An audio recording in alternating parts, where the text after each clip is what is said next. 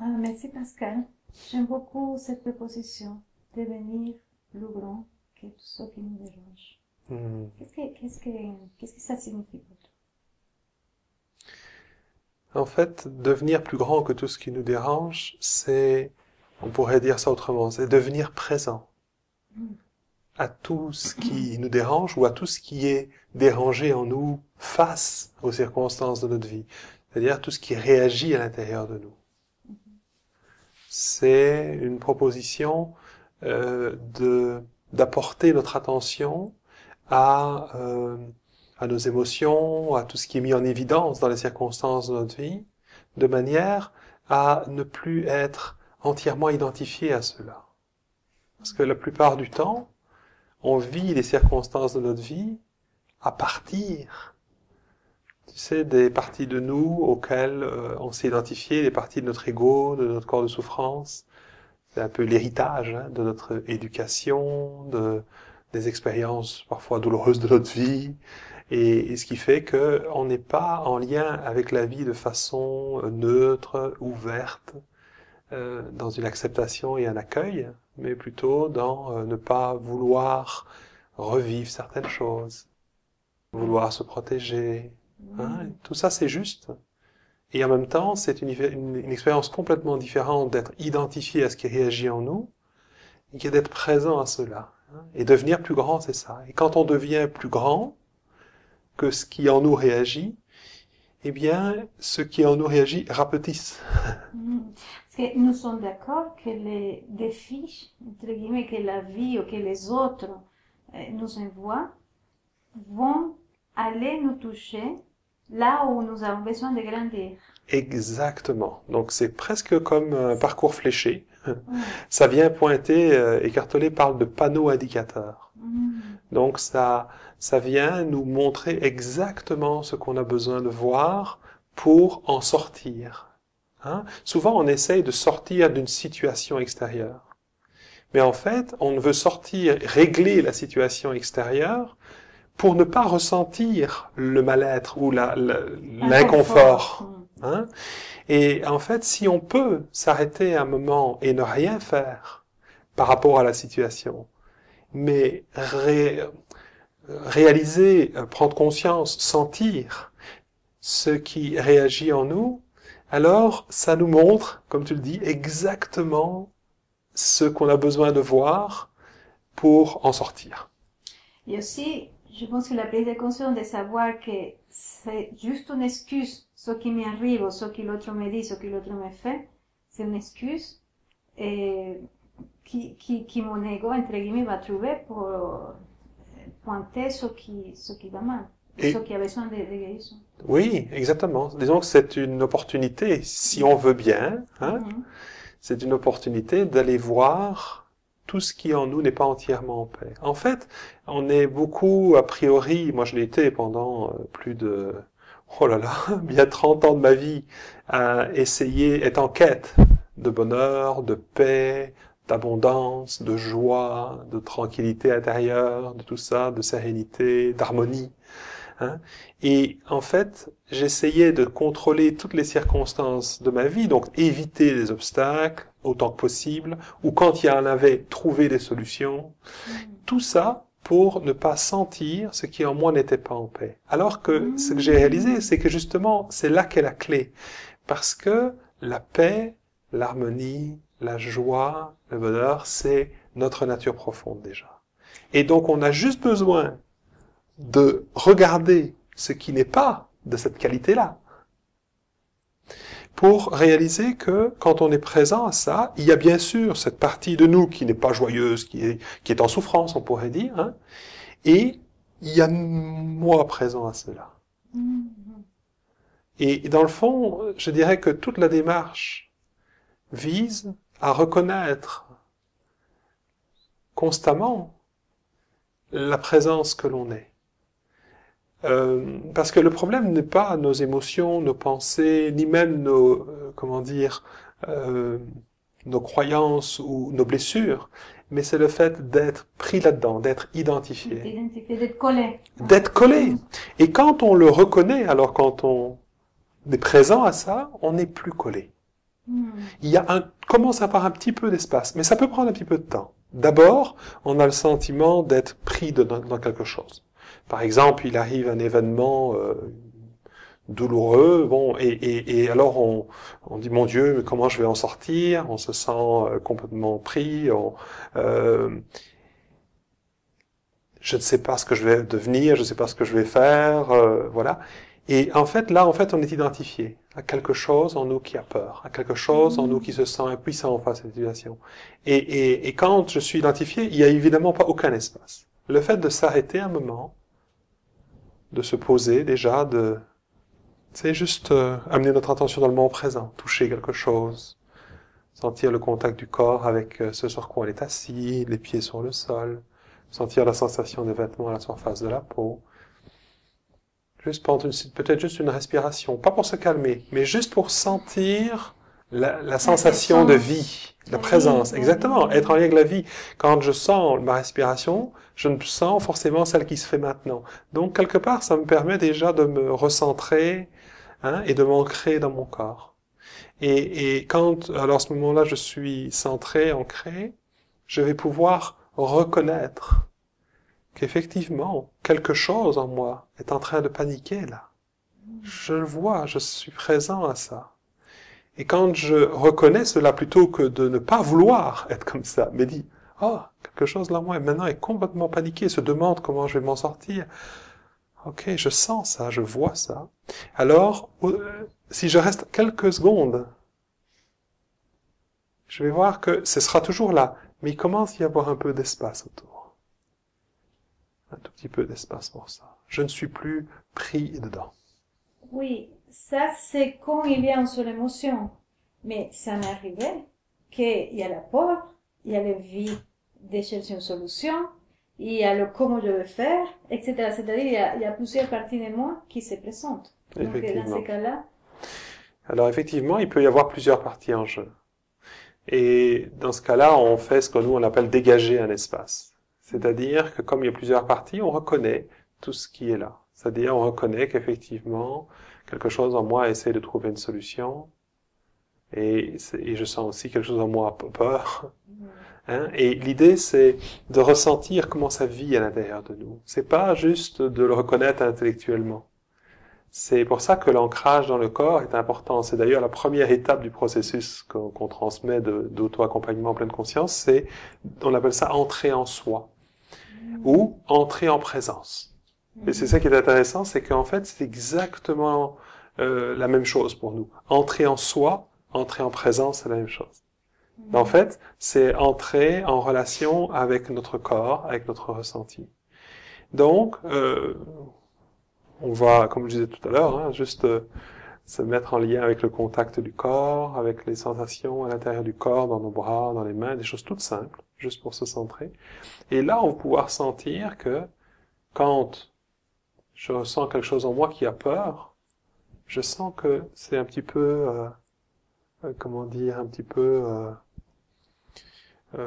contracté ici au niveau de la gorge, ou une boule dans l'estomac, ou quelque chose. Et je peux aussi sentir quelque chose qui est là, comme ça, tu sais, au niveau des sourcils, ou au niveau de la tête, qui est en train d'essayer de trouver une solution. Il faut vraiment que je sorte de là. Et donc, je peux commencer à être présent à tout ça, plutôt que d'être identifié. Tu vois? Donc, il peut y avoir plusieurs parties, mais de toute façon, on a les symptômes de ces parties-là. Et c'est vrai que ça demande un peu d'entraînement. Donc, c'est clair que on n'est pas forcément habitué à être en lien avec notre ressenti. Dans notre société, on est beaucoup orienté vers l'extérieur. Le mental et l'intellect est très valorisé. Et souvent, on ne connaît que cette partie-là de notre intelligence, l'intelligence du mental. Et en même temps, elle est relativement limitée, ce qui fait que, limitée dans le sens où elle a du mal à faire face à des situations complexes. Parce que, comme tu le dis, face à une situation, il peut y avoir plusieurs facteurs en même temps. Et le mental, lui, a du mal à appréhender plus qu'une chose à la fois. Et donc, on est pris... Si on s'en rend compte. Si on se rend compte. Oui. Et déjà, si on est dans notre tête et en lien avec l'expérience extérieure, on n'est pas en lien avec ce qui se passe à l'intérieur de nous, on est complètement identifié à ça. Donc déjà, le fait de ramener l'attention dans le corps permet d'être éventuellement présent à quelque chose. Et si on est présent à ça par la tête, ben on est présent à un, à l'autre. Qu'est-ce que je fais avec tout ça? C'est un peu le sens de ta question, dans le fond. Qu'est-ce que je fais avec tout ça? Il y a beaucoup de choses en même temps. Eh bien, il est nécessaire dans ce cas-là d'ouvrir un espace plus large dans le corps pour faire un petit peu comme un... Comment est-ce qu'on appelle ça quand dans un magasin on répertorie tout ce qui est un inventaire? Tu vois? On fait un inventaire de qu'est-ce qui est présent maintenant. On le sent. Tu sais, je vois quelque chose qui est tracassé là. Je sens quelque chose qui a peur dans mon estomac. Je sens quelque chose qui est triste d'être encore dans cette situation. Ok. Alors là, je peux, tu vois, être présent à ça. Et à ce moment-là, oui, là, je commence tout doucement, déjà, en utilisant ce langage de présence, hein, quelque chose en moi a peur. Je sens aussi quelque chose dans la gorge qui est triste. Et je sens quelque chose dans ma tête qui est en train d'essayer de trouver une solution, qui est préoccupé par tout ça. Et les trois sont là. Et quand je reconnais tout ça, ben, je commence déjà à devenir un peu plus grand que tout ça, que tout ce qui me dérange, que tout ce qui est réactif à l'intérieur de moi. Et il commence déjà à y avoir un peu plus d'espace. Et donc je vais pouvoir aussi être en lien avec la réalité de l'instant présent. Parce que quand je suis identifié à une partie de moi, je ne suis pas en lien avec la vie telle qu'elle est. Je suis en lien avec la vie au travers d'un point de vue, au travers d'une peur, par le filtre, effectivement, de ces différentes émotions, ou de ces parties de moi, ou de ces conditionnements. Donc en réalité, je suis déconnecté de la réalité, et c'est ce qui me fait vivre cet inconfort, cette souffrance. Après, cette réalité, elle est très, quand il y a deux personnes, cette réalité, elle est très subjective. Pour moi, être authentique, c'est reconnaître qu'on ne l'est pas. Être objectif, c'est reconnaître notre subjectivité. Prendre conscience que différentes parties de nous ont des points de vue, et que de leur point de vue, les choses ne devraient pas être comme elles sont. Hein. Puis ça, c'est le début de la souffrance, parce que la souffrance, c'est toujours la différence entre ce qui est et ce que je voudrais qu'il soit. Est-ce que ce point de vue vient de mes croyances, de mes blessures, de ma culture, de je sais pas quoi, de ta. Oui, forcément, elle a été inculquée. C'est comme un héritage de mes expériences passées, de mon éducation, de ma culture et tout ça. Et donc, c'est une occasion d'en prendre conscience. C'est effectivement une opportunité, si on le veut, en prenant conscience, de sortir de nos schémas. Donc, pas en s'en débarrassant. On n'a pas besoin de s'en débarrasser. En fait, quand ça peut continuer à être là. Ça peut continuer à être là. En fait, ça n'a de pouvoir sur nous qu'à partir du moment où on est identifié à cela. À partir du moment où on y croit. Quelque part, on adhère. On croit que le point de vue de cette partie de moi, c'est la vérité. Ok, et c'est juste c'est comme la différence entre dire j'ai peur quand l'autre me dit ça, à dire il est, parce que ma partie me dit ça, il est méchant ou il va me faire mal ou je sais pas quoi. Exactement. Donc quand on dit par exemple cette personne-là me fait peur, hein, en fait on dit j'ai peur. Voilà. Hein, et alors quand on dit j'ai peur, en fait je suis à ce moment-là identifié encore à la peur. Alors je peux reconnaître en fait que quelque chose en moi a peur. Et ça j'invite vraiment les gens qui nous regardent à vraiment faire la différence. Quand j'ai peur, quand je dis j'ai peur, et quelque chose en moi a peur. Ça la réduit. Exactement. Instantanément. Instantanément, je deviens plus grand que c'est quelque chose en moi qui a peur. Pas dans le but de m'en débarrasser. Justement, dans le but de reprendre conscience, d'être avec elle. Dans le fond, je m'élève en conscience, je ne suis plus pris dans le schéma. C'est comme un saut quantique. En le regardant, en acceptant que c'est là, je ne suis plus pris dedans. Je comprends parfaitement et ça me semble vraiment... il y a mon cœur qui s'ouvre devant ça. Et en même temps, je me demande ces émotions, ils sont là juste pour les écouter, ou il y a une autre position à voir avec elles. Ok. C'est la peur, par exemple, qui est présent. On dit, il y a une petite partie de moi qui a peur, etc.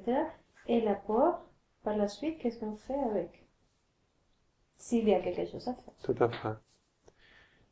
En fait, la peur qui est là peut être soit l'expression d'une sagesse, parce que dans certaines situations, on est quand même des êtres humains, on est incarné dans un corps qui est mortel, hein, donc ce corps peut mourir entre guillemets, hein, et on peut se blesser, on peut être maltraité, hein. Donc si on est devant un chien qui monte les dents, qui bave et qui veut nous sauter dessus, c'est tout à fait sain de ressentir cette peur. On ne ressentirait pas cette peur, on serait à ce moment-là inconscient. Et ce serait pas sage de l'ignorer, hein. Donc elle est à notre service, cette peur. Elle nous indique dans la réalité de l'instant présent qu'il y a un danger potentiel. Ok? Au moins qu'il est en situation, mais si le danger n'est pas potentiel, qu'il est en situation qui a des enjeux pour moi. Et qu'il y a des enjeux pour moi, et ça m'invite ça attire mon attention. Ok? Donc ça, c'est une possibilité. L'autre possibilité, c'est que une situation remette en évidence une ancienne peur ou une ancienne blessure. Donc la peur, c'est la peur de revivre quelque chose.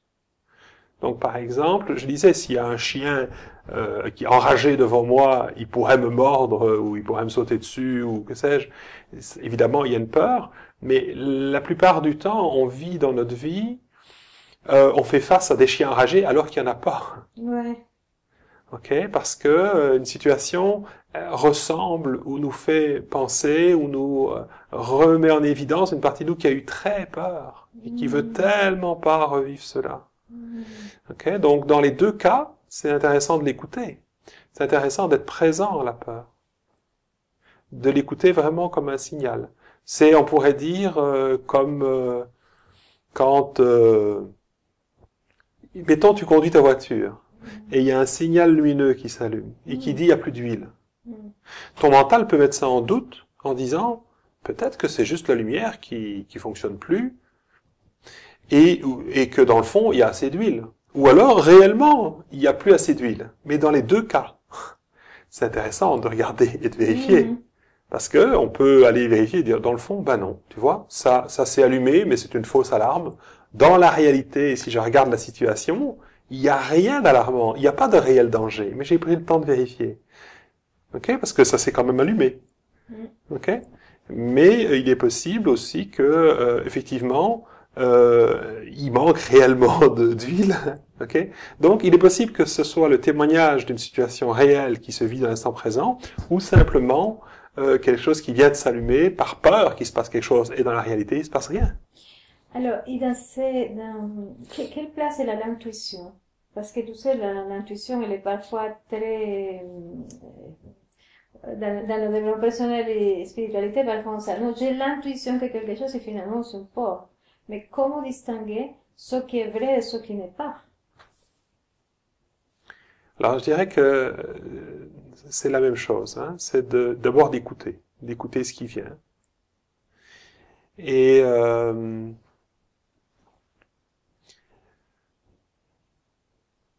est-ce que la peur que je ressens, c'est quelque chose qui m'indique d'être prudent, hein? Je viens de rencontrer quelqu'un qui me propose de faire, je sais pas moi, une affaire ou que sais-je, et je ressens de la peur. On va d'abord reconnaître que quelque chose en moi a peur là maintenant. C'est tout ce que je sais. Que ça soit intuitif ou pas. On ne sait pas pour l'instant encore. Ouais. Pour l'instant, on sait que, tiens, quelque chose vient de se serrer dans l'estomac. Et on va éviter de rentrer dans des interprétations ou dans des hypothèses. On va prendre le temps de reconnaître. Tiens, mon estomac viendra de se resserrer. Et d'écouter cela. Il y a vraiment une sagesse dans le corps. C'est-à-dire que, en faisant cela, je ramène aussi mon attention dans le moment présent. C'est-à-dire, je sors de l'histoire. Je me ramène en ressentant que mon estomac est serré, qu'il y a une boule dans la gorge, en ressentant tout le reste du corps. Je me ramène dans la situation, dans la réalité de ce qui se passe maintenant. Et ça me permet de distinguer ce qui, comment dire, la réalité de la fiction, en fait. Ça me permet de sentir si effectivement cette peur est réelle ou si elle vient de, je vais dire, d'une expérience passée. C'est en écoutant, en fait, cette partie de moi qui a peur, en apprenant à être en relation, on pourrait dire, avec cela, que ça va m'indiquer de quoi ça a peur, dans le fond. Et là, on va pouvoir voir si c'est vraiment, ça nous rappelle quelque chose, c'est quelque chose qu'on a déjà vécu plusieurs fois, et encore une fois, c'est là. Donc, c'est en apprenant à l'écouter qu'on va pouvoir faire la distinction. Il n'y a pas une règle générale en disant, bon, c'est en général, quand on écoute une peur et que c'est une sagesse, le fait de l'avoir reconnue, alors on devient en paix. On devient en paix parce que c'est à notre service. Et on va choisir de sortir de là, de dire, ok, je ne fais pas affaire avec, voilà, mettons. Et en même temps, j'imagine qu'il y a un entraînement à faire, parce que j'imagine qu'on était tous plus ou moins loin parfois de notre corps. Et reconnecter toutes ces émotions, tous ces ressentis, peut prendre du temps. Ça peut prendre du temps, oui, absolument. En fait, c'est absolument instantané quand on choisit d'amener l'attention dans le corps. Par contre, ça peut prendre du temps parce que, moi en tout cas, je vais parler de mon cas, j'ai vécu pendant presque 40 ans complètement déconnecté de mon corps. Parce que comme on ne m'avait pas appris à accueillir mes émotions, à pouvoir faire de l'espace pour ça à l'intérieur de moi, ou à me laisser traverser, à les laisser se libérer, eh bien, j'étais en lutte contre ça. Et une façon de ne pas les ressentir, ça a été de me couper de mon ressenti. Donc, en faisant, je propose des exercices de stimulation corporelle. Il y a plein de pratiques, hein, comme le yoga, le tai chi, le qigong, enfin toutes sortes de pratiques qui invitent à être en lien avec notre corps de façon consciente. Eh bien, toutes ces pratiques nous aident à reconnecter avec notre sensibilité, donc notre intuition. Ça nous permet de mettre cette intelligence au service de notre vie. Et pour les gens qui sont déconnectés des émotions, parce que ça, souvent les gens me disent, oui, mais comment faire pour ressentir les émotions si je ne les ressens pas? Ça, au début, c'est juste des petites sensations qui... D'abord, on apprend à reconnecter avec les sensations corporelles. Pouvoir reconnecter simplement avec les sensations corporelles nous permettent tout doucement de reconnecter avec les sensations de l'émotionnel. Parce qu'en fait, on a un corps... Exactement, on a un corps physique. On a un corps physique, mais on sait aujourd'hui qu'on a plusieurs corps. On a un corps émotionnel, Eckhart Tolle parle de corps subtil, et c'est là que se situe vraiment notre sagesse, notre intuition, notre sensibilité, qui nous permet d'avoir une compréhension plus holistique d'une situation, hein, plus profonde. Hein, c'est pour ça qu'il appelle l'intelligence au-delà du mental, hein, l'intelligence de notre corps. Donc pour reconnecter avec ça, la clé, c'est vraiment les sensations corporelles. Donc, par exemple, là, je sens un petit peu de fraîcheur dans mes mains. Le fait de sentir qu'on est assis, des choses très simples. Sentir notre respiration, les vêtements sur la peau, tout ce que l'on perçoit, même qui est agréable ou désagréable. On peut avoir une douleur dans le genou. Ok. Tout ça nous permet d'être en lien déjà avec notre corps. C'est un premier niveau. C'est un premier niveau et ça nous permet de nous synchroniser avec l'instant présent parce que on ne peut pas ressentir notre corps comme il était il y a 2 secondes ou comment il sera. On ne ressent toujours des sensations corporelles maintenant. Donc déjà, ça nous permet de nous aligner. Et quand on s'aligne, alors, on peut commencer, si on reste là présent à tout ce qu'on peut ressentir, on va voir qu'on commence à ressentir de plus en plus. Et si on a l'impression qu'on ne ressent rien, restez avec l'impression de ne rien ressentir et juste, moi tout ce que je ressens c'est mes fesses sur la chaise. Ok. En dehors de ça, je sens rien du tout. Ok. Restons juste avec ça. C'est déjà ça. C'est déjà ça. Et en ne faisant absolument rien, tu vas voir que tout doucement, on va commencer à sentir des choses de plus en plus subtiles. Un petit peu comme si Si tu veux être en connexion avec la nature, tu vas te promener dans la forêt par exemple, eh bien tu pourrais y aller en jeep, tu pourrais y aller en vélo, tu pourrais y aller à pied. Tu n'auras pas la même expérience de la même forêt ou de la même nature. Si tu es à grande vitesse en jeep, tu vas capter pas grand-chose. Si tu es en vélo, ce sera déjà différent. Maintenant, si tu es à pied, on est juste en train de traverser, en étant pris dans nos pensées, on n'a pas la même expérience de la nature. Si par contre on prend un moment pour s'arrêter, on va commencer à entendre des sons qu'on ne percevait pas alors qu'on était en train de marcher. On va commencer à sentir des odeurs qu'on ne percevait pas alors qu'on était occupé à autre chose. On s'arrête, on regarde, on commence à voir des petits animaux, on commence à voir des couleurs. On commence même à sentir certaines énergies, on pourrait dire que à certains endroits on se sent mieux, des endroits on se sent, c'est pas pareil. On commence à être dans la subtilité. Donc de la même façon, si on est tout le temps dans le feu de l'action, orienté à régler des problèmes à l'extérieur et à essayer de comprendre des choses, on est déconnecté de la nature intérieure, de la vie à l'intérieur de nous. Et donc oui, ça peut prendre un certain temps pour reconnecter à ça, déjà, prendre le temps de s'arrêter. Et aussi, j'imagine que c'est reconnaître la beauté et la puissance du subtil, parce que moi, il y a des gens qui me disent, je ne ressens rien, mais et quand je les inquiète, en fait, ils ressentent, mais je ne sais pas qu'est-ce qu'ils attendent, en fait. Des choses énormes, je ne sais pas. Il y a une puissance dans le subtil. Il y a une grande puissance et en même temps c'est extrêmement simple et ça peut paraître tellement simple qu'on passe à côté. Voilà. Parce que c'est tellement naturel, tellement habituel de ressentir notre corps qu'on peut ne plus le ressentir. On n'y prête pas attention, on ne considère pas que ça c'est important.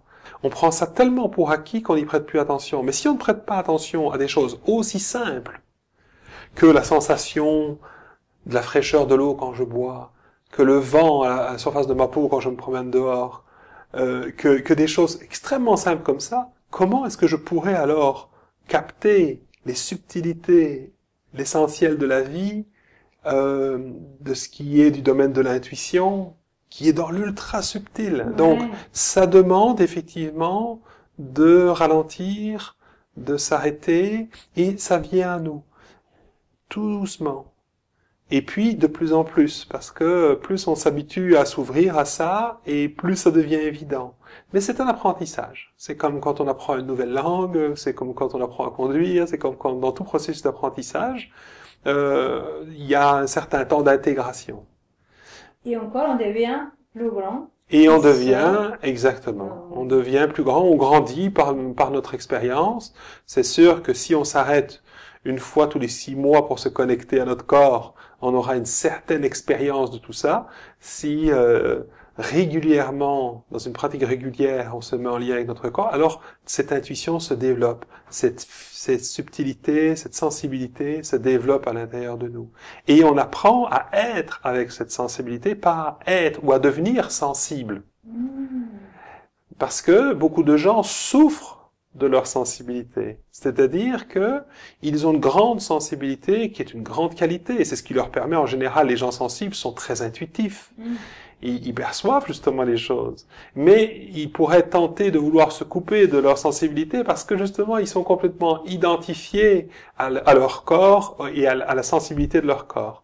Le but de devenir plus grand, c'est de pouvoir être avec cette sensibilité, recevoir les messages de cette sensibilité, mais ne pas être entièrement identifié à cela. C'est-à-dire ne pas être coupé de qui on est, au-delà des sensations de notre corps. Parce que dans le fond, on n'est pas plus de sensations corporelles que nos émotions, que nos pensées. On a tout ça, mais on n'est pas ça. Ça fait partie de nous, mais c'est pas qui on est. Et qui on est, et c'est vraiment la seule clé. D'ailleurs, c'est ce que dit Eckhart Tolle, hein. Tout ce que l'on va vouloir changer dans notre vie, ou même à l'intérieur de nous, en travaillant sur nos émotions, ou en se disant « je dois être positif », où je dois me mettre dans un sentiment d'abondance, où je dois voir la vie sous un bon jour et tout ça, tous les changements qu'on apporte de cette façon-là ne sont que cosmétiques et temporels. C'est-à-dire que rien ne s'est vraiment transformé. On a caché quelque chose, on l'a remplacé par quelque chose d'autre. Et évidemment, alors, chaque fois, si on veut que ça se maintienne, il faut tout le temps se maintenir dans cette nouvelle façon d'être. On n'aime pas comment on se sent, on la remplace par une autre façon de se sentir. Mais c'est artificiel. C'est quelque chose qu'on doit maintenir. Tandis que si je résiste à la tentation de remplacer une sensation par une autre, et que je reste avec la sensation qui est là, même si elle est désagréable, je commence effectivement à faire de l'espace et être à l'écoute dans la subtilité de ce qui est là. Je fais connaissance. C'est le connais-toi toi-même. C'est être présent à nous-mêmes, être présent à tous nos schémas, à tout ce qui s'est construit en nous. Ça nous montre qu'effectivement, on n'est pas cela. Parce qu'on ne peut pas être présent à soi-même. On est forcément présent à quelque chose. Même si ça fait partie de nous. Nous-mêmes, c'est nous présents à cela. Et c'est vraiment la découverte de qui on est au-delà de tout ce qu'on croit être, au-delà de tout ce qui réagit en nous. Et dans le fond, à partir de là, on n'a rien à changer, rien à transformer, rien à guérir. On a à prendre conscience de ce qui en nous est déjà entier, complet, paisible, et en même temps présent à quelque chose en nous qui ne l'est pas. À quelque chose en nous qui, pour l'instant, est inquiet. Quelque chose en nous qui a peur. Quelque chose en nous. Et la reconnaissance de ça nous amène de plus en plus à réaliser qui on est au-delà de ça. Alors, l'année dernière, on a eu encore une belle conversation comme celle-ci. Et les gens ont adoré le moment où on a mis en pratique, en fait, ce que tu disais. Est-ce que ça te dirait qu'on fasse une petite pratique, en fait? Avec plaisir. De ce que nous sommes en train de parler. Avec plaisir, bien sûr. Qu'est-ce qu'on peut faire? On peut faire comme l'année dernière ou Oui. proposer un... Dis-moi un petit peu ce qui est là, présent, et on va... Qu'est-ce qui présente là, justement? Alors, cet week-end, j'ai fait un stage très fort où un des participants a partagé un vécu d'enfant, quelque chose de juste horrible, juste inécoutable tellement. Et ça m'a tellement impacté alors que je suis thérapeute et que j'ai l'habitude d'entendre des choses, mais pas à ce point. Que je suis restée un peu avec ça dans mon esprit, en fait, et j'ai l'impression qu'il y a quelque chose en moi qui a été touché par ce témoignage tellement violent. En tout cas, c'est comme ça que je l'ai ressenti sur le moment. Ok, donc tu sens quelque chose dans toi est vraiment touché face à ce témoignage d'enfants qui ont été maltraités. Maltraités plus. Ouais. Ok. Alors regarde si tu voudrais juste déjà reconnaître ça. Reconnaître que quelque chose en toi est touché par ça. Ouais, tout de suite, tu vois, même quand je te le racontais, il y a une émotion tout de suite qui a pris beaucoup de place. Je me rends compte à quel point je suis touchée, ou une partie de moi est touchée Oui, par ce que j'ai entendu. exactement. Alors regarde si tu voudrais juste reconnaître que c'est là. Peut-être décrire un peu ce quelque chose là que tu sens qui Il y a est comme une là. espèce de nuage comme ça énorme et derrière le cœur qui va tac tac tac tac. C'est comme j'ai pas plus de... Ok, Je peux pas le décrire plus que ça. c'est bien. Il y a aussi comme une espèce de peur ici en bas, si je vais plus loin. Ouais. Et même quelque chose qui se serre dans mon corps, partout. Ok. Donc on va prendre un moment déjà pour reconnaître ça. Tu ressens quelque chose comme un nuage. Et la respiration qui s'accélère aussi. Ouais. Tu ressens aussi le cœur qui bat. Tu ressens quelque chose qui se serre dans le bas de ton corps. Et tu sens la respiration qui est un peu plus rapide. Regarde si c'est ok pour toi. De juste reconnaître que c'est là. Dire oui, c'est là. je vais être authentique. Ok? Oui, vas-y. Et en même temps, je me dis, waouh, il y a des gens qui me regardent, ils savent je suis thérapeute et qui disent, mais comment elle peut toucher pour un truc comme ça, tu vois? Il y a une partie de moi qui a peur de ça C'est aussi. bien. Et Oui. tu es présente aussi à quelque chose en toi qui est préoccupé, Oui. hein, par ce que les gens pourraient se dire à propos de ce qu'on est en train de faire là maintenant et du fait que tu es touché ou par une situation comme celle-là. Ouais. Et même une autre partie là de la raison ici qu'elle a mis de se justifier, de dire oui, mais ce que j'ai entendu, c'était tellement horrible. Tu Ah, vois? voilà. Ça me fait Ouais, rigoler ouais, tout cette, ouais. Ouais, et tu vois aussi tout quelque ce chose dialogue. ouais, qui voudrait comme justifier tout ça. Oui. Voilà. Regarde si tu veux prendre un moment comme pour, tu sais, faire de l'espace pour tout ça. Rester juste un moment avec tout ça, ne rien faire d'autre. Et bien, ok, c'est là. Et regarde ce qui éventuellement attire un peu plus ton attention que le reste. Commencez déjà maintenant, hein. Il y a un espace, un petit parti que je l'identifie comme un petit enfant apeuré, en fait, hein, qui est là, c'est le cœur qui bat. Hmm. Et je vois comme une image, en fait, comme d'un petit enfant qui est comme ça dans le cœur d'avoir entendu quelque chose qui le dépasse, en fait. Tu vois? Ah, tu ressens quelque chose dans les battements du cœur, comme un petit enfant qui est tout comme ça, dans un coin, qui est un peu effrayé d'avoir entendu quelque chose. Regarde si... Qui est pas juste pour les oreilles d'un enfant, en fait. Ah, ça te montre que c'est effrayé d'avoir entendu quelque chose qui n'est pas juste pour les oreilles d'un enfant. Regarde si c'est ok pour toi de t'arrêter un moment avec avec ce petit enfant-là en toi et d'établir peut-être un premier contact avec lui en lui disant bonjour. Je sais que tu es là.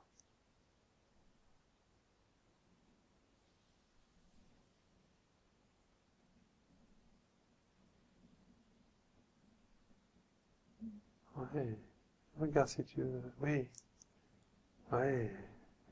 Regarde si c'est ok pour toi de lui laisser savoir que tu l'entends, que tu sens comment il se sent effrayé d'avoir entendu quelque chose qui n'est pas pour les oreilles d'un enfant.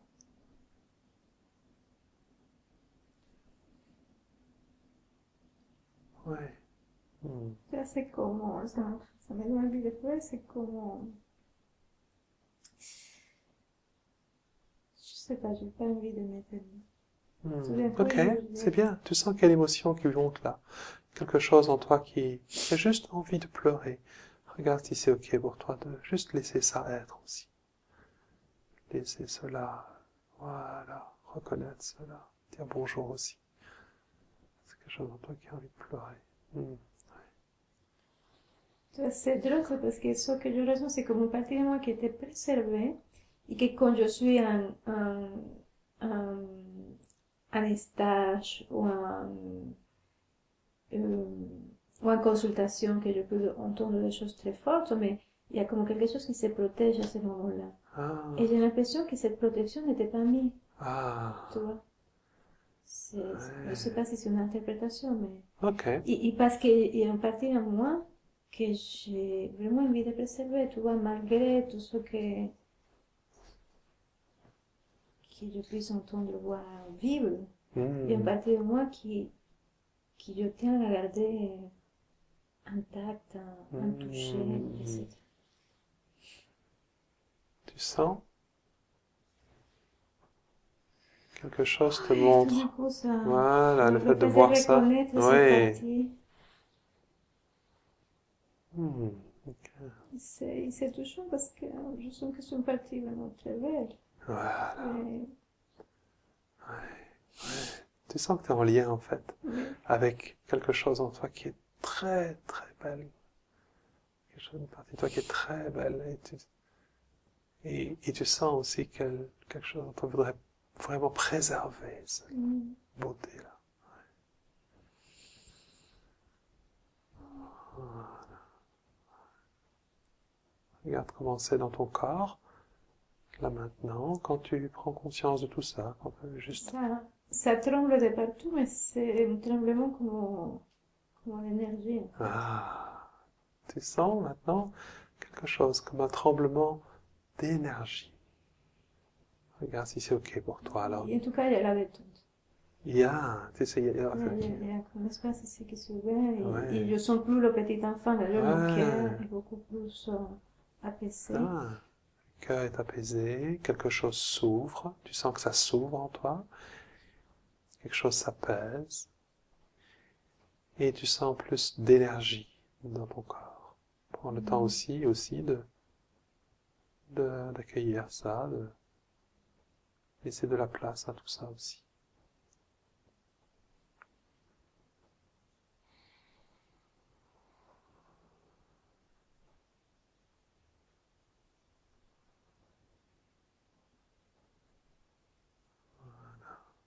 Regarde comment tu te sens maintenant, globalement, par rapport à juste avant cette séance, même avant qu'on commence à parler de ça.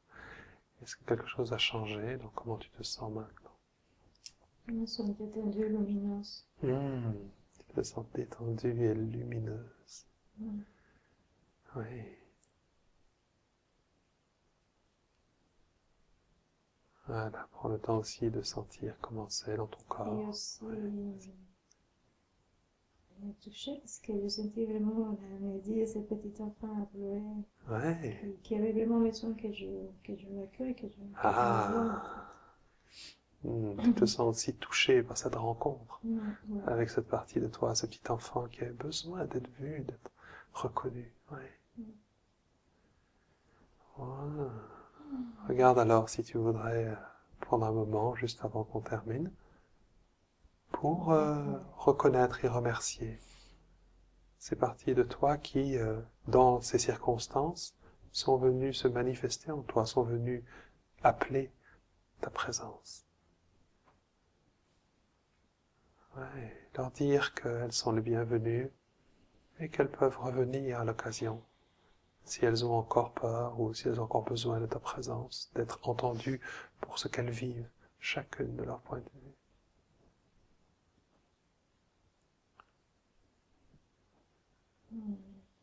Regarde, si tu veux leur dire que tu reviendras au besoin.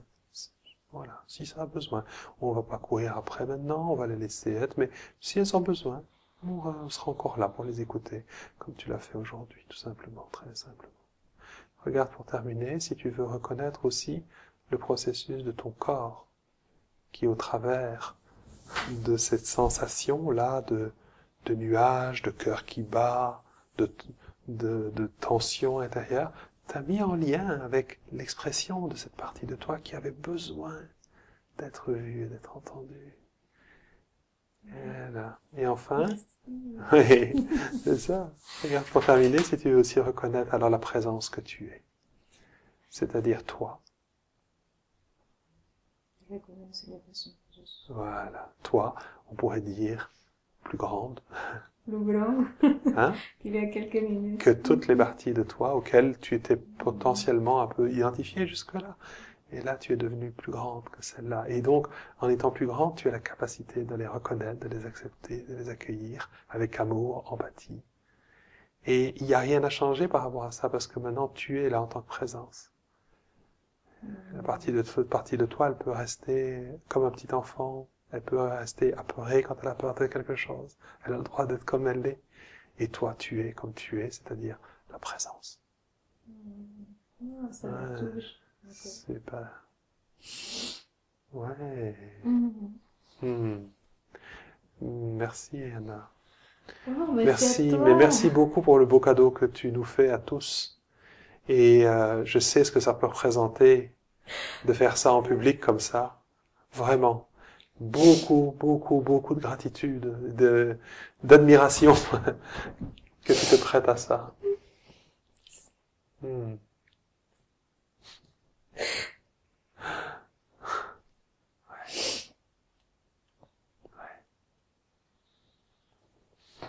Merci. Merci à toi.